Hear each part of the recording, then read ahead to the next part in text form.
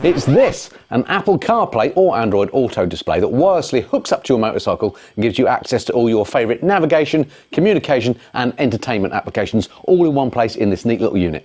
Now, I am a massive fan of Apple CarPlay or Android Auto on a motorcycle. In fact, I recently used it here on my Honda Goldwing on a European tour. It is absolutely fabulous, but unfortunately, not all motorcycles are as well equipped as the Goldwing. So this is the way that you can get that sort of functionality on your bike, as I say, for a really good value for money price.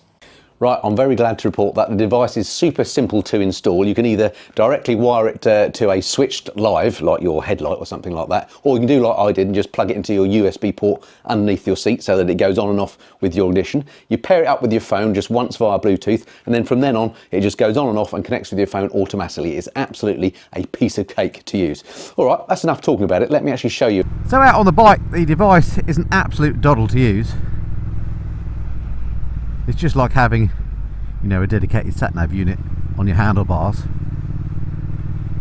But if you're familiar with Apple CarPlay, you'll know how handy it is on the bike to use. It's got all your familiar applications on there. I use it for navigation. This is just showing Google Maps at the moment. I also use Waze on there. But of course, if you've got a headset, you can use it to play your music into your headset. You can do your phone calls, all that sort of thing. Everything that Apple CarPlay gives you. Also, the screen on here is nice and responsive. You can use it in a gloved hand. You know, it's quick to respond, and it's got everything there that that you could possibly want. Again, if you're familiar with CarPlay, you'll know how it operates, and you'll notice I'm doing it in a gloved hand. You don't need special gloves. It'll work, you know, with any gloves. You don't need those special sort of capacitive things. It's all good on that in that respect. And it just works. Basically, you know, you turn the bike on, it turns itself on, it pairs with your phone, and it jumps into CarPlay in around about 20 seconds. I'll pull up over here and I'll show you how that works from start up.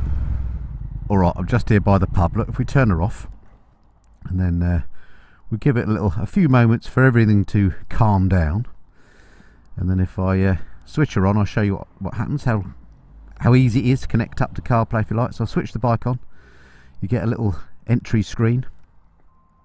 It goes into its little boot up screen, which is that, and then you give it a few seconds. I counted this down actually at home earlier just to see how long it takes, and it is around about 20 seconds to pick up your phone. You have to pair it first, obviously, so that's dead easy to do. You just go through the instructions and there we go, straight into CarPlay, and there's everything you want.